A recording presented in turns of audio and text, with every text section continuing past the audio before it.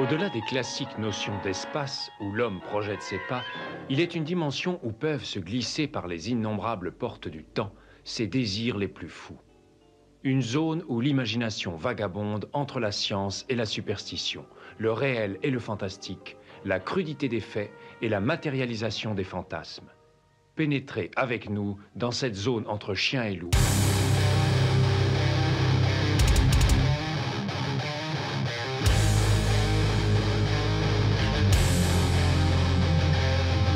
N'éteignez pas votre radio. Ne cherchez pas à baisser le volume. Il est déjà trop tard. 7e dimension envahit les ondes et débarque en mode podcast.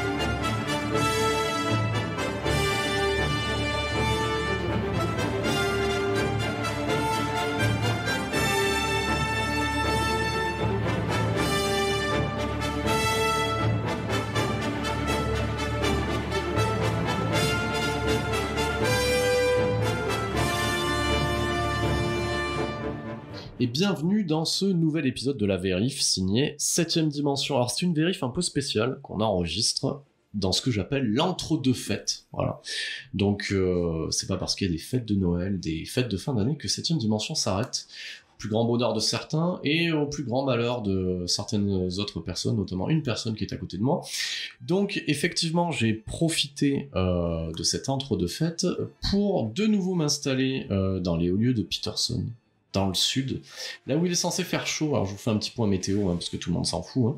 Donc et c'est bien, Peterson, que tu décroises les gens pour nous amener un peu d'ASMR, ça manque à l'intérieur de ce podcast.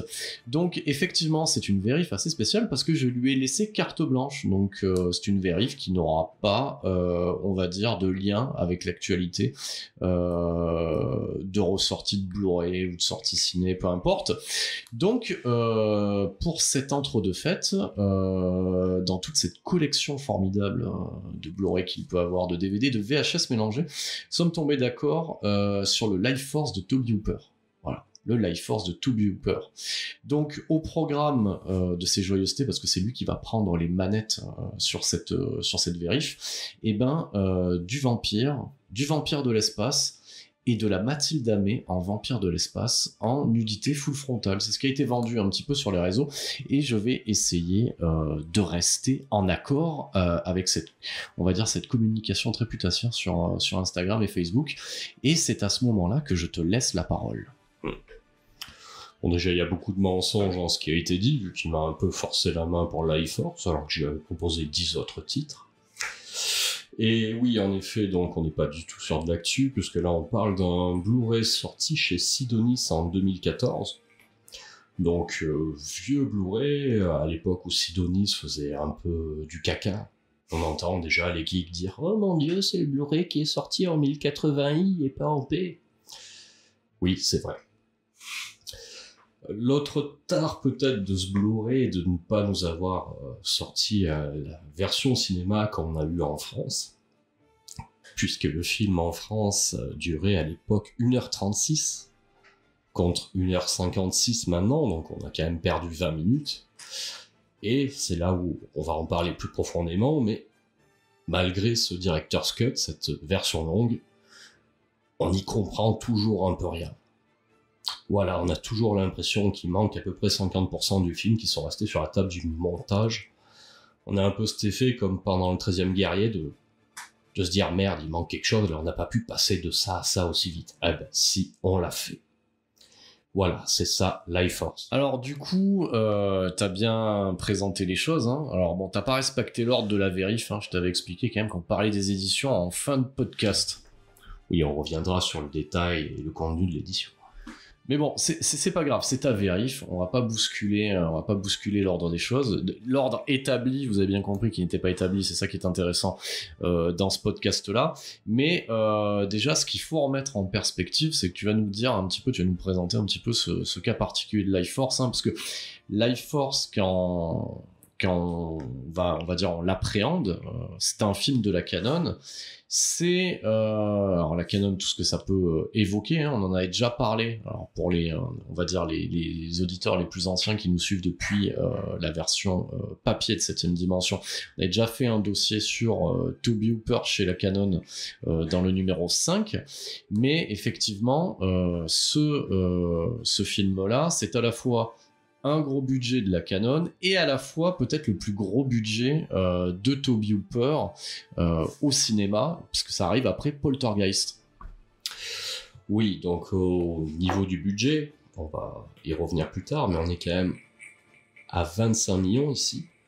Donc, pour donner une échelle pour l'année 1985, 25 millions, c'est 2 fois le budget de Mad Max 3, c'est 4 fois le budget de Terminator, et c'est par contre seulement la moitié du budget du pharaonique Dune de David Lynch.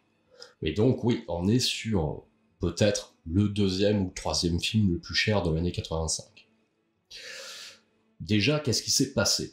Donc, Tobe Hooper vient de faire Poltergeist. Pour la Canon, c'est devenu quelqu'un de bankable. Ce qui est étrange, car on met dans son contexte, ils ont acheté Tobe Hooper comme on achèterait aujourd'hui James Cameron. À quel moment on se dit que Tobe Hooper, après avoir fait Massacre à la tronçonneuse, va faire du blockbuster à la chaîne? C'est ce que se disent pourtant les 2 Australiens fous, Golan et Globus. Oui, parce que ce que Peterson met en exergue à ce niveau-là, c'est que c'est carrément improbable. C'est-à-dire que quand on regarde le premier Massacre à tronçonneuse, et surtout quand on connaît l'histoire derrière le Poltergeist, hein, produit par Amblin, donc produit par Spielberg, où c'est un film plus ou moins réalisé à 4 mains, Tobe Hooper n'est pas le type de réalisateur que tu envisages sur une grosse production de SF à l'époque, hein. C'est ça qu'il faut prendre en compte, hein. C'est-à-dire qu'il faut appréhender Life Force en 85 comme potentiellement, alors n'ayons pas peur des mots, le Interstellar de Nolan, qui était sorti au milieu des années 2010, hein. Enfin, alors 2010, quand je dis ça, je crois que c'est 2015-2016 Interstellar. Oui, d'ailleurs, on sent quand même que le projet est super ambitieux, ne serait-ce que par rapport aux gens qui ont travaillé dessus. Donc au niveau des effets spéciaux, donc déjà on a John Dykstra, qui sort quand même de Star Wars. On a quand même à la musique Henry Mancini, qui a quand même eu un Oscar et qui a beaucoup travaillé notamment sur pratiquement tous les films de Black Edwards. On a aussi à la photo Alan Hume, qui pareil vient lui aussi de Star Wars et a réalisé moult chefs-d'œuvre. Donc on est quand même sur du gros. Au niveau du tournage, donc, à l'époque, la Canon avait racheté les studios EMI, qui sont quand même les studios en Angleterre dans lesquels ont été faits Star Wars. Et là aussi, c'est pareil, ils vont monopoliser la moitié du studio rien que pour les intérieurs des vaisseaux spatiaux du film, qui sont d'ailleurs assez impressionnants. C'est vrai que on cite des noms, donc ce qu'il faut comprendre aussi, c'est sur le démarrage du projet, après ça Peterson éclairera un petit peu plus notre lanterne, on a quand même, pour l'époque, une sorte de dream team, un petit peu au niveau créatif, hein, c'est-à-dire que à l'époque, c'est ça qu'il faut remettre en perspective, j'arrêterai pas de le dire, c'est que quand la Canon débarque un petit peu dans la cour des grands, alors pour ceux qui ont creusé un petit peu le délire autour de cette major, hein, parce que c'était une major à l'époque, bon, on se doutait pas dès le démarrage qu'en fait tout cet argent était issu de crédits, on va dire sollicités auprès de banques, et que pas encore, ça ce sera un peu plus tard. Mais effectivement, quand on regarde un petit peu la fiche technique du film, on est sur un Tobe Hooper qui est en phase ascendante dans sa carrière, hein, qui peut être l'équivalent d'un John Carpenter à l'époque d'un The Thing, hein, par exemple, voilà, qui a ses preuves à faire. On a Monsieur Dan O'Bannon enfin le duo Dan O'Bannon, Don Jacoby qu'on avait déjà en sous-main sur Dark Star, qu'on va avoir sur Alien, qu'on aura aussi sur le Retour des Morts Vivants. D'ailleurs, je pense que tu feras un point sur le côté Retour des Morts Vivants, Life Force, etc. Donc, effets spéciaux, scénario, production, il n'y a pas de raison que dans les faits, ce film soit un échec. Enfin, toutes les cartes sont en main pour que Tobe Hooper livre un film qui, quand vous le regardez, pour ceux qui ne l'ont pas vu, est assez inclassable et part un peu dans toutes les directions parce que ça débute littéralement comme un pur film de SF pour après embrayer dans le film d'horreur, pour ensuite emprunter les voies du film de zombie, tout en étant matinée d'horreur gothique et en étant en même temps un hommage à la Hammer, comme il est aussi, alors attention, vous avez vu, ça convoque tout ça, comme il est aussi un remake non avoué de La Planète des Vampires de Mario Bava, comme il peut être aussi à un certain niveau un hommage à la Hammer et aussi au troisième Quatermass, qui sont les monstres de l'espace, une adaptation non officielle. Donc ça, c'est pour l'ADN du film. Mais revenons sur le côté scénario, implication de Dan O'Bannon, et c'est peut-être bien de remettre un petit peu les choses en perspective à ce niveau-là. Alors, pour le scénario, donc, à la base, ça vient du Retour des Morts Vivants, tout ça. Donc, Dan O'Bannon et Don Jacoby sortaient à l'époque, je crois, de Tonnerre de Feu, lorsqu'on leur propose le Retour des Morts Vivants chez Heimdall. Donc, c'est là où Tobe Hooper et Dan O'Bannon se rencontrent, puisque c'est à l'époque Tobe Hooper qui doit réaliser le Retour des Morts Vivants. La légende prétend que Dan O'Bannon, plus il écrivait le Retour des Morts Vivants, et plus il avait envie de le réaliser. Et Tobe Hooper, à ce moment-là, lui demande, vu qu'il vient d'être embauché par la Canon pour adapter le livre de Colin Williams, Les Vampires de l'espace, de travailler sur le scénario avec lui et Jacoby. La légende, donc, c'est que Dan O'Bannon aurait travaillé en priorité sur Life Force pour que Tobe Hooper ait le feu vert pour faire le film et pour pouvoir s'en débarrasser et essayer d'avoir la réalisation du Retour des Morts Vivants. Voilà à la base d'où part ce projet de scénario. Effectivement, à 7ème dimension, vous l'avez compris, on aime faire des programmations un peu déviantes, et c'est vrai que Life Force correspond aussi à cette envie de remettre en avant certaines pépites des années 80 improbables, et c'est vrai que ce qui a motivé le choix assez rapide de cette programmation d'entre-deux fêtes, c'est ce qui était à l'époque valable en fait dans les vidéoclubs. Voilà, c'est cette affiche racoleuse d'une Mathilde Amé complètement nue en vampire de l'espace. Alors là, j'ai posé le côté assez assumé d'une série B au final, qui a le budget d'une série A et qui pourrait être une programmation de drive-in, mais j'ai envie de te dire, Peterson, Life Force, alias l'étoile du mal, en version française, toujours avoir un sous-texte français à la con, ça raconte quoi ?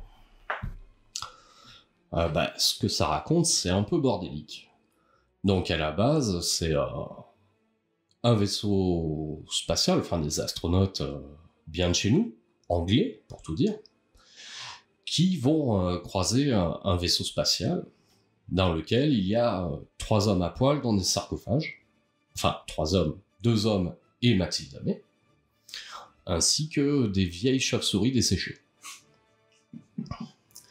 Donc notre héros, c'est donc un astronaute, joué par Steve Ryback, qu'on connaîtra plus tard notamment pour avoir fait l'espèce de biopic sur Ed Gein, ou pour avoir été le Dwan Berry dans les X-Files, qui va trouver donc cette Mathilde Amé, et voilà, le vaisseau va revenir sur Terre avec les cadavres, mais sans Steve Ryback qui s'est éjecté, et donc ils vont ramener cette fille et ces 2 hommes nus, et là c'est l'enfer. Ça a le mérite d'être clair, t'as quand même bien pitché le truc, parce que c'est pas forcément évident.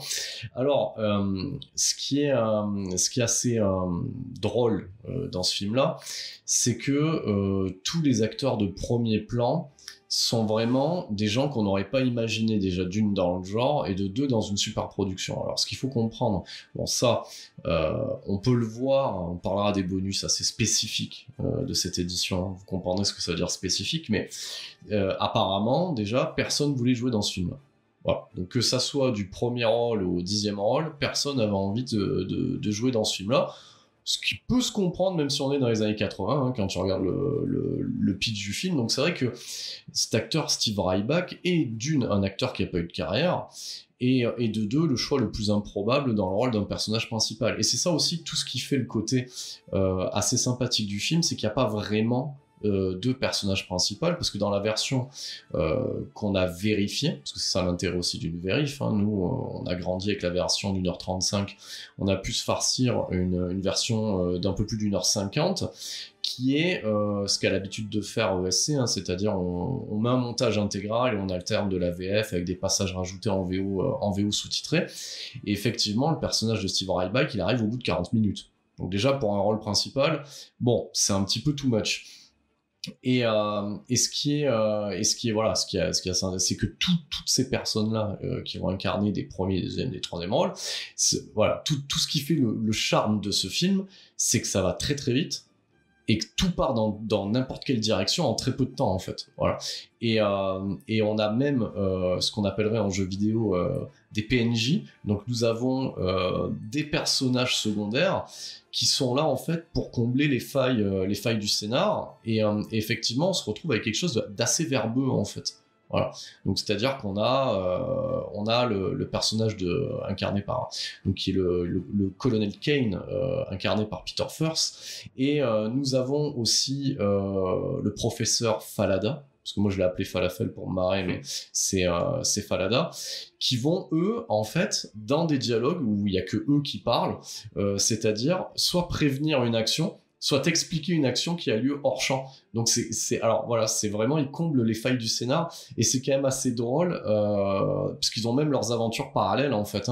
Donc c'est-à-dire hors champ, ils font avancer l'intrigue, alors que t'en demandais pas autant. Bon déjà oui, le film a une structure bizarre, mais ça qu'on peut presque, j'ai envie de dire, expliquer par la présence de la canon. C'est-à-dire qu'il y a énormément de choix étranges qui ont été faits sur ce film. Comme le disait Eddie tout à l'heure, c'est vrai qu'il y a un budget de série A, et en même temps, on est dans de la pure série B. Bon, déjà, le concept de base, c'est de présenter cet extraterrestre à moitié à poil tout le long du film. Ce qui s'explique très bien chez la canon, puisque dans le milieu des années 80, c'était pratiquement les seuls à produire encore du film érotique à gros budget, comme on avait par exemple le Boléro avec Boderek. Ils ont aussi engagé Sylvia Kristel pour faire Lady Chatterley, pour faire Mata Hari, plein de projets comme ça. Donc ça vient pas de nulle part, il fallait qu'il y ait cet extraterrestre nu tout le long du film, qui sera joué par Mathilde Amé, qui à l'époque je crois 18-19 ans, qui va étrangement renier le film. On sait pas trop pourquoi, parce que bon, finalement, dans la suite de sa carrière française, elle sera tout aussi dévêtue. On se rappelle par exemple de La Passerelle, où elle passe la moitié du film nue aussi, et pourtant elle ne l'a pas renié. Je ne sais pas quelle est la vraie explication. Peut-être qu'on l'a pas payé assez, ou que c'était pas dans le contrat, je ne sais pas. Et donc oui, ce film est bizarre, parce qu'il a un rythme qui est vraiment improbable. Déjà, il est découpé en plusieurs parties qui sont jamais vraiment nettes, qui se relient pas en elles-mêmes. On a déjà cette intro donc dans l'espace, qui pour le coup est magnifique. Là, on pense à Alien. Quand les astronautes visitent ce vaisseau spatial abandonné, je pense qu'on peut dire qu'il y a la moitié du budget qui est dans cette séquence d'une quinzaine de minutes. Seulement 5 sans doute dans la version cinéma originale. Après, donc, ils vont retrouver les corps de ces extraterrestres, qui vont dans un laboratoire se réveiller, ça va être une autre partie, où donc on va découvrir le colonel Kane, mais on n'a toujours pas Steve Ryback. Après, Steve Ryback arrive pour expliquer à tous ces pauvres gens ce qui s'est passé, sauf qu'en fait tout ce qu'il raconte est bidon, il a honte de la vérité qu'il nous racontera plus tard. Après, il va y avoir donc le petit ventre mou du film, c'est-à-dire que Mathilde Amé a disparu et ils vont enquêter pour la retrouver. Et on découvrira à la fin de cette partie que tout ça est un leurre, parce que pendant qu'ils sont dans la Cambrousse en train de trouver Mathilde Amé, le virus s'est propagé, le virus vampirique, donc, puisque c'est de vampires de l'espace dont on parle, comme c'est intitulé le roman de base. Et donc, quand ils reviennent, Londres est sans dessus dessous, c'est l'apocalypse, et nous on s'y attendait pas non plus, on ne comprend rien. Et c'est toute cette structure qui est bizarre. Et c'est vrai que ça rappelle, on parlait donc de la Hammer, et je pense que Tobe Hooper a eu un peu trop carte blanche, et il a fait un film un peu trop vintage, qui ne correspond pas du tout à la narration qu'on avait dans les années 80, mais vraiment, oui, un produit de la Hammer de la fin des années 60, disons. Moi, j'aimerais revenir sur le côté atypique de ce film et pourquoi aussi il est intéressant d'en parler en cette fin 2021, bientôt début 2022. C'est que déjà, effectivement, c'est un film, contrairement à ce qu'on pourrait croire de prime abord, si on regarde l'affiche, etc. Donc on y parle de Life Force, c'est de la SF, mais ça reste en sous-main un pur film de vampire avec tout ce que ça véhicule. Donc c'est-à-dire que le mythe du vampire, c'est quoi ? C'est du sexe et du sang. Et effectivement, là-dessus, on peut pas dire que Tobe Hooper ne le traite pas, mais là il le traite frontalement. Et pour ceux qui ont vu le film ou ceux qui vont le voir, un film comme ça aujourd'hui ne pourrait pas arriver. C'est-à-dire que effectivement, Mathilda May n'est pas épargnée dans ce film-là. C'est-à-dire que elle est, on va dire, sur son temps d'apparition, on va dire qu'à 90% du temps, elle est nue et elle est filmée sous tous les angles. Donc, c'est-à-dire qu'un film comme ça, aujourd'hui, ne peut pas sortir. Ce n'est pas possible. Voilà, ce n'est pas possible. Et ce que j'aime dans ce film, c'est que c'est à la fois gratuit et pas gratuit, en fait. Donc, on va pas se leurrer non plus. C'est-à-dire qu'il a un postulat de série B. Donc, qu'est-ce que ça veut dire, un postulat de série B ? C'est que la série B, pour, on va dire, aguicher un peu le chaland, promet des choses de base, en fait, comme un peu de nudité, comme tout ça. Donc là, effectivement, on a ça, mais en même temps, ça fait partie du mythe du vampire. Et à ce niveau-là, Mathilda May incarne bien cette figure vampirique et le fait que chaque homme ou femme, parce que voilà, c'est aussi même, on peut se le dire, précurseur aussi sur certaines luttes actuelles, c'est-à-dire que chaque personne qui va passer dans son giron sera fortement attirée. Donc effectivement, on est bien dans le film de vampire. Mais je tiens à saluer quand même, parce voilà, 85, c'est une drôle d'époque. Moi, il me semble en plus que ce film-là, dans mon souvenir, je parle pas du côté vidéoclub VHS, c'était typiquement le film qui passait sur la Feu la 5 de Berlusconi. C'est pas le truc qui passait sur M6 ou sur TF1, etc., où ça devait être censuré dans tous les sens. Mais effectivement, ça y va franco, si t'es pas préparé, c'est une liberté en fait qu'il y avait dans les années 80, mais je pense que c'est le haut degré libertaire qu'on pouvait avoir dans ce cinéma-là. Ça annonce aussi ce que fera Tobe Hooper, toujours avec l'argent de la Canon, avec un Massacre à tronçonneuse 2, où lui, il ira dans l'autre direction au niveau du gore, etc. Mais effectivement, Tobe Hooper, là-dedans, il y va à fond. Il joue la carte à fond. Donc, ce film-là est atypique de par sa structure, de par la némésis qu'il met en place, et c'est aussi atypique parce qu'il y a des grands moments de n'importe quoi. Donc, c'est-à-dire que moi, j'aime beaucoup Peter First parce qu'il a il fait rêver. Donc, c'est-à-dire que on part du principe qu'on est dans le mythe du vampire. Donc, il y a le côté sexuel. Alors, ce qui est intéressant et ce qui nous a fait rigoler, en fait, quand on l'a regardé, c'est que pour mener l'enquête, en fait, le personnage de Steve Ryback, on va le dire directement, galoche, en fait, toutes les victimes, en fait, du personnage de Mathilda May. Il les galoche pour avoir des informations. Donc c'est à la fois conceptuel et à la fois totalement gratuit. Et sous les yeux du colonel Kane, qui dira même, alors ça a vérifié en VO ou quoi, qui dira même qu'il a un côté un peu voyeur et que ça ne le dérange pas. Et je tiens à souligner que le colonel Kane est peut-être le meilleur colonel qu'on ait pu voir au cinéma, dans le sens où il n'y a jamais de problème avec lui, c'est-à-dire que toutes les portes s'ouvrent, tous les accès sont autorisés, donc c'est-à-dire que si tu as besoin de l'arme nucléaire, alors il est capable de t'avoir l'arme nucléaire à l'instant T où tu le demandes, il ne remet jamais en question, en fait, le cheminement du personnage de Steve Ryback, combien même il est complètement con ce cheminement. C'est-à-dire, imaginez quand même un film de SF aujourd'hui où le personnage principal te dit qu'il a besoin de galocher en fait toutes les personnes qu'il va croiser pour obtenir des informations. Tu as un mec complètement impliqué qui va te dire oui, allez-y, vous pouvez le faire. Je suis même un peu voyeur. Donc voilà, c'est complètement taré. Et on atteindra, en fait, parce que ça ménage des effets de suspense, on atteindra le haut du panier quand on aura un échange de baisers entre Steve Ryback et le personnage de Patrick Stewart, voilà, qui lui d'ailleurs a la pire storyline du film, c'est-à-dire qu'en fait il a eu le malheur de croiser Mathilde Almé, donc du coup il se fera galocher ad vitam par Steve Ryback, et quand il se fait pas galocher, il se fait injecter des seringues pour qu'il dorme en fait. Donc pour un professeur, il a quand même le pire cheminement du film. C'est sûr, oui. Et en même temps, cette structure, comme on a dit, on a parlé de la Hammer, c'est une structure tout à fait hammerienne, quelque part. Donc déjà, bon, on a tous ces vampires. Hein.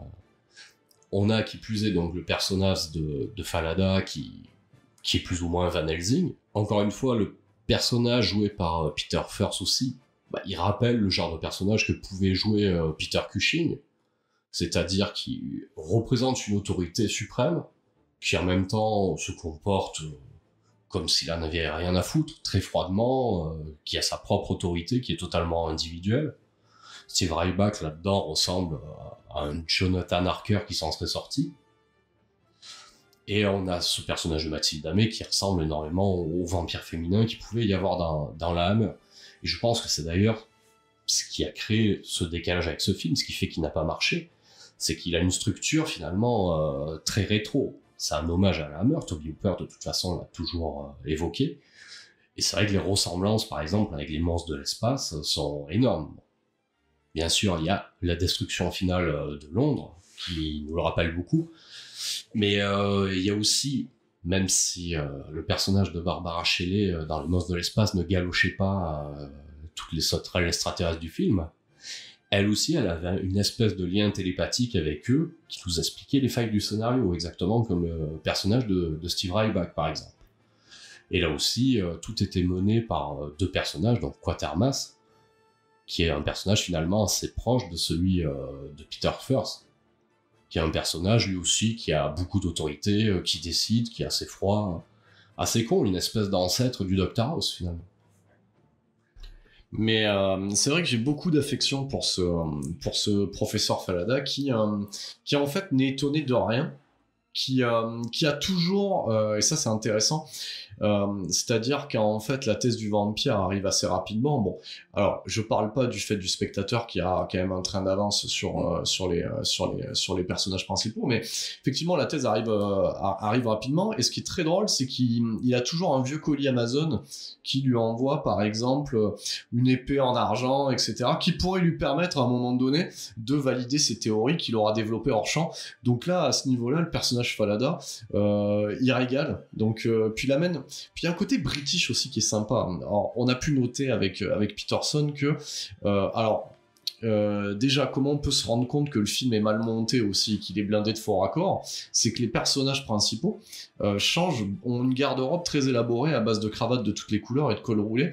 Donc c'est vrai que je reste sur le personnage de Peter Firth, qui est une sorte de Steve McQueen du port en fait. Voilà, mais qui est tout le temps dans la dynamique en fait. Voilà. Il a le temps de se changer et de penser à la bonne tenue et magie aussi de cette version longue, c'est-à-dire que souvent on leur propose des tasses de thé, donc ça amène un côté un peu sympa dans l'action, c'est-à-dire que c'est pas parce que Londres explose, c'est pas parce qu'il y a des vampires de l'espace que le thé doit être mis de côté, et ça c'est important. Voilà, ça je tenais à le souligner.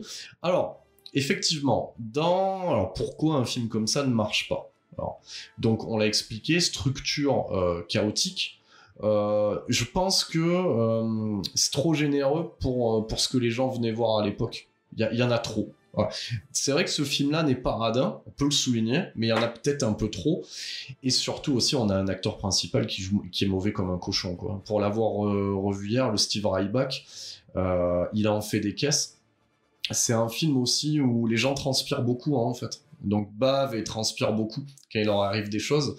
Et c'est vrai que c'est déjà une répétition pour son personnage de Don Berry, qui était déjà, à la première vision, assez agaçant dans le double épisode d'X-Files, en fait. Voilà. Donc c'est le mec qui est fou, et qui, sur son visage, te dit qu'il est fou, et qui joue le fou en fait. Voilà. Donc c'est vrai que Steve Ryback, voilà, c'est pas le mec que t'as en tête si tu veux caster quelqu'un pour interpréter Bruce Wayne, quoi. Voilà. Donc tu le sais d'entrée de jeu, quoi. Voilà. Bon, en même temps, c'est un peu normal qu'il transpire vu la vitesse à laquelle va le film. Et c'est peut-être justement un peu le mystère en tout ce film. On se demande s'il est vraiment entier ou s'il y a encore une demi-heure qui traîne quelque part dans une salle de montage, tellement il passe du coq à l'âne. Et comme disait Eddie tout à l'heure, c'est vrai qu'aussi personne à un moment ne refute ce qui se passe, alors que c'est quand même très extravagant ce qui se passe. Et ça amène aussi cette idée de rythme. En fait, je pense juste que ce serait trop long de contrarier un personnage dans ce film. Donc ici, personne se contrarie, c'est « Ah, on a besoin d'une aide militaire, ok, allons-y ». Mais c'est quelque chose qu'on retrouvera d'ailleurs plus tard dans l'invasion vient de Mars, quand le gamin vient voir l'armée et dit « On est envahi par des extraterrestres », et le colonel fait « Ok, allons-y ». Alors que c'est un gamin de 8 ans qui lui dit « On est envahi par des extraterrestres ». Enfin bref, il y a quand même un problème de structure, c'est vrai que... quelque chose qui ressemble au 13e guerrier. On a toujours l'impression qu'il manque une scène quelque part, qu'il manque des trucs qui ont été coupés, alors qu'on est en train de parler de la version longue. Hein. La version d'1h36, on n'en parle même pas. C'est dommage, malheureusement, elle n'est pas dans l'édition, mais il serait bon de la revoir pour comparer, presque. Parce qu'il ne manque pas que des tasses de thé, je pense. Mais effectivement, alors pourquoi il est bon d'avoir Life Force chez soi et pourquoi il est bon de revoir Life Force? Parce que des films comme ça, il n'en existe plus. D'ailleurs, de ce genre-là, il n'en existe qu'un. Et c'est jusqu'au boutiste.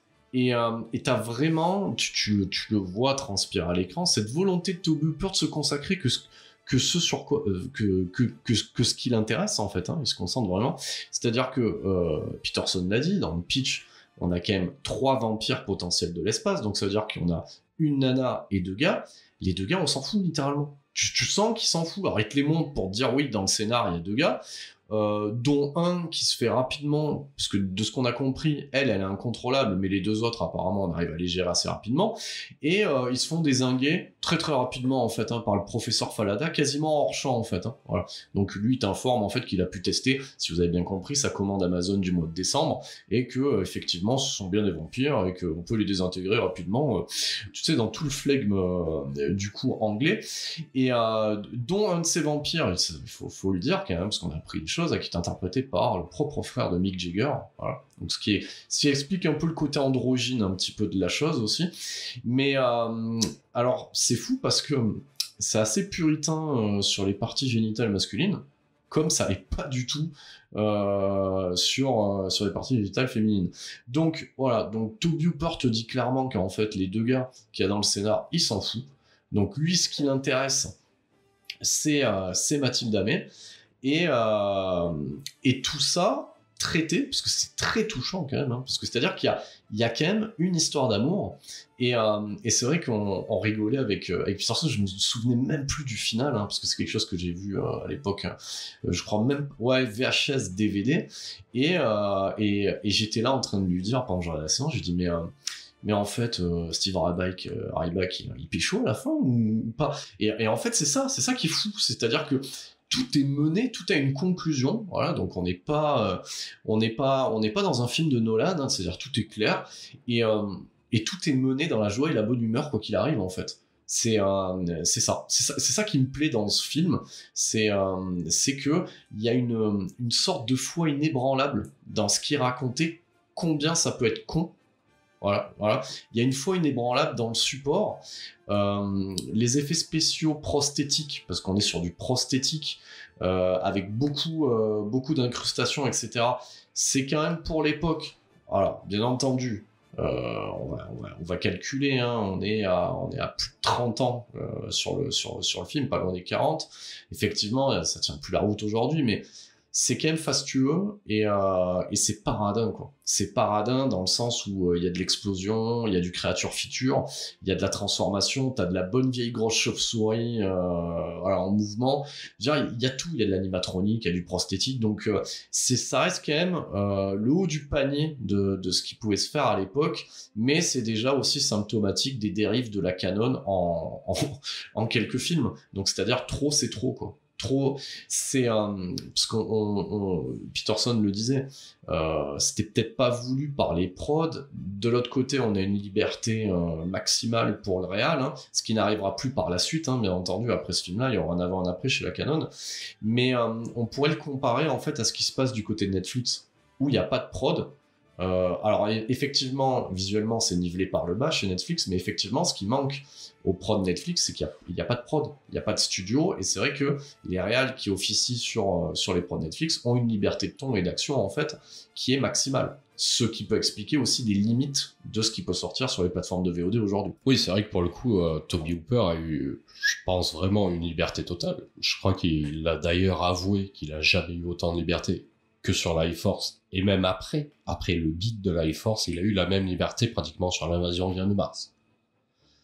Et ça, c'était assez symptomatique de la Canon, c'est-à-dire la Canon était finalement divisée en deux. D'une part, on faisait vraiment des produits maison qui ont fait la Canon, c'est-à-dire les films de ninja, les Chuck Norris, les Charles Bronson, qui étaient des trucs très formatés avec un cahier des charges.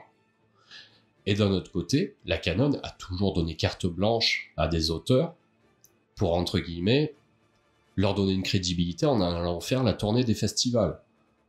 On a l'exemple, donc, par exemple, avec Runa Witrin, on a l'exemple avec Love Stream de Cassavetes, Zeffirelli aussi, qui a pu faire n'importe quoi sur Othello, que ça n'a pas ramené un seul copec. Jean-Luc Godard, qui n'a jamais fini le King Lear avec un budget quasiment illimité. Et c'est drôle parce que, du coup, ils ont considéré Toby Hooper comme un de ses auteurs. Comme vraiment quelqu'un d'oscarisable et pas comme quelqu'un qui allait leur faire l'une des séries B les plus chères du monde. Et la preuve, c'est que Life Force est peut-être le plus gros budget de la Canon, je crois qu'il est supérieur à celui de Superman 4 qui sera fait plus tard.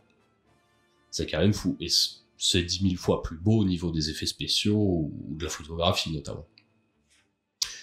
On va peut-être du coup, juste avant de conclure sur le désastre financier, j'aimerais aussi quand même rappeler que c'est l'ancêtre de la mutante. On n'en parle pas assez, mais c'est véritablement l'ancêtre de la mutante. Et on peut même dire que Steve Reichbach, quelque part, ce serait dans le film Forest Whitaker, ce personnage de voyant qui a toujours une longueur d'avance, même si lui il tire des pelles à personne. Mais effectivement, donc à ce niveau-là, c'est paradin. Donc oui, avant de passer sur la réédition et parler un petit peu du travail qu'a fait Sidonis Calista en fait sur ce film-là d'Hooper, voilà, moi je peux que vous conseiller, pas parce qu'on fait un podcast dessus, mais à regarder ce film-là. Parce qu'il fait partie de ces rares films où quand vous lancez le métrage, vous savez pas dans quelle direction ça va. Et chaque palier qui est passé vous amène encore au-delà. Donc c'est assez... voilà, ça a une foi dans son support qui est inébranlable. Et c'est vraiment le haut du panier de la série B des années 80, même si ça rapportera pas une thune. Donc voilà, Peterson va nous faire un point sur l'aspect financier, et puis après on va embrayer un petit peu sur cette édition qu'on peut trouver un petit peu partout, rééditée par Sidonis Calista. Le point financier, il est assez trash malheureusement, donc on rappelle que le budget était quand même de 25 millions. Le film aux États-Unis en a rapporté seulement 11. Donc voilà, c'est très peu, c'est pas un film qui a beaucoup plus marché à l'international qui plus est, c'est un film qui a eu une mauvaise presse, et c'est un film, on peut le dire, même si aujourd'hui tous les geeks s'en souviennent, c'est un film pour l'année 85 qui ne sera pas marquant dans l'histoire. 85, on a quand même Mad Max 3, Terminator, le premier Freddy, on se rappelle pas forcément de Life Force quand on parle de 85. Pourtant, donc, Toby Hooper ne sera pas viré, il va faire, bon, plus ou moins, j'ai envie de dire, il va reproduire exactement les mêmes conneries avec l'invasion vient de Mars. Donc, gros budget, film qui ne sera pas du tout dans l'air du temps. Au lieu de rendre hommage à la Hammer, là, il rendra hommage au film de science-fiction américain des années 50. Je pense que l'invasion vient de Mars est beaucoup plus embarrassant au final que Life Force. Ça se ramassera pratiquement autant. Et la Canon, un peu pour se venger, l'obligera à faire ce qu'il ne voulait pas faire, autrement dit, une suite à Massacre à la tronçonneuse, pour essayer de récupérer un peu d'argent, qui est, personnellement, je trouve très bon, mais qui finalement sera un échec lui aussi au box-office. Donc voilà, même si Toby Hooper a toujours eu beaucoup de respect pour la Canon, il en parle souvent avec émotion de ses années carte blanche, il ne fera finalement que des bides là-bas. Donc là, on va... donc vous l'avez bien compris, hein, donc film incompris de l'année 85, voilà. OVNI, objet filmique non identifié. Maintenant, on va passer sur cette édition de Sidonis Calista qui n'est pas ma propre vérif, hein, c'est la vérif de Peterson. Je l'ai aidé à vérifier les 1000 titres qu'il avait en attente. Et tu vas nous en dire un peu plus sur cette édition et pourquoi elle est intéressante. Oui, pourquoi elle est intéressante et pourquoi elle n'est pas intéressante aussi. Bon, on va pas tirer sur l'ambulance, je l'avais déjà signalé au début, mais c'était à une époque, on va dire, où des éditeurs comme Sidonis et Elephant avaient tendance à se faire un peu critiquer parce qu'ils avaient des erreurs d'encodage, parce qu'ils ne reprenaient pas tous les bonus qui étaient à l'étranger. Bon, bref, l'édition n'est pas parfaite. Bon, déjà, elle est assez moche au niveau de la jaquette. Néanmoins, le film existe en France, ce qui n'avait pas été le cas à l'époque du DVD. Le film n'est pas sorti en DVD en France. Donc il était sorti au début des années 2000 chez MGM aux États-Unis. C'est la première fois donc où on a pu voir cette version longue. C'est cette version longue donc qu'on retrouve sur ce Blu-ray. Donc avec notamment une belle VFA trou, très pénible à suivre, mais qui permet aussi de voir, je pense, le massacre. C'est pas mal de l'avoir une fois juste pour voir justement la boucherie qu'ils ont faite en 1985 quand ils l'ont sorti en salle. Enfin bref. Sinon, bon, le master est quand même plutôt de qualité. Hein. C'est le master qu'on a eu à l'étranger chez Arrow ou chez Shoot Factory. Malheureusement, donc, il n'y a pas cette version cinéma. On ne retrouve pas non plus les bonus de l'édition étrangère. On va retrouver à la place donc une espèce de documentaire écrit par Mark Tulek et qui sera donc un peu bêtement récité par Linda Tahir qui depuis elle aussi a réalisé de nombreux bonus. Et sinon, c'est malheureusement à peu près tout. Il y a une petite bande-annonce aussi. Mais bon, on est sur une édition voilà, qui sonne un peu trop 2014, l'époque de sa sortie. Aujourd'hui, Sidonis fait quand même beaucoup mieux, il faut l'avouer. Et c'est vrai qu'on serait pas contre une belle ressortie de ce film. Le message est passé hein, de toute manière. Alors ça sera pas forcément chez le chat qui fume hein, parce qu'ils sont trop occupés à aller déterrer des vieux films érotiques français des années 70, hein, à peu près ça. Hein. Peut-être chez ESC. Par le coup, c'est un film de cul aussi. Hein. Le message est passé hein, pour le chat qui fume. Donc peut-être du côté de chez ESC ou peut-être chez un autre, qui sait. Donc en tout cas, voilà, vous l'aurez compris. Alors c'est pas la meilleure édition, mais en tout cas ça permet au film d'exister en France. Donc ça c'est le seul biais pour pouvoir le récupérer. Il faudrait voir si c'est disponible sur Shadow Z. Ça, je ne sais pas. Donc à creuser. Ou ça ne devrait pas tarder. Ce qui renverrait la guerre entre le chat qui fume et la plateforme de streaming française. Le mieux est quand même de l'acheter. Il se trouve assez facilement. Voilà, donc il se trouve assez facilement, comme d'habitude, soit chez Amazon, soit chez Blue Cat, c'est ça ? Blue Cat, je suis pas sûr qu'il y soit, mais il se trouve encore facilement. C'est pas un film épuisé. Et je vais peut-être finir sur une belle citation de Don Jacoby, qui est donc co-scénariste du film, et qui dit « Non, vraiment, je n'aime pas le film. Les comédiens jouent comme des marionnettes. » Voilà, c'est très méchant, très gratuit, mais Ça a le mérite d'être clair. Donc voilà, une petite vérif en forme de bonus. Voilà, j'ai pu attraper Peterson entre 2 assiettes d'indo marron, voilà, entre un 24 décembre et un 31. Donc nous, on reprend le cours des activités normales début janvier, voilà, en ce qui concerne la vérif. Et la version longue du podcast, je ne sais pas encore ce que je vais traiter. Je pense que je vais profiter de la fin de l'année pour faire le tri dans la vérif. Donc il se peut qu'il y ait du Fulci, comme il se peut qu'il y ait du Sam Raimi avec cette édition que j'ai depuis 1000 ans sur les 3 Darkman.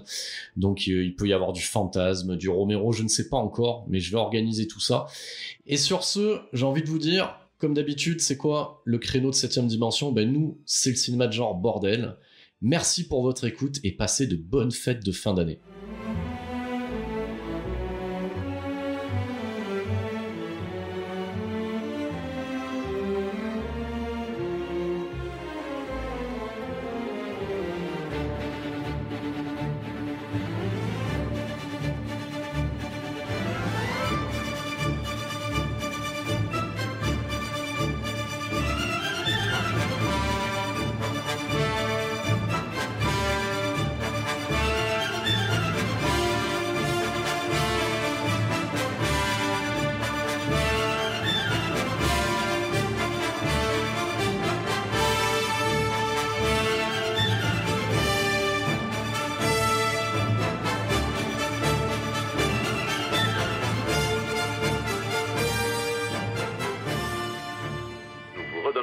Le contrôle de votre appareil de télévision jusqu'à la prochaine émission de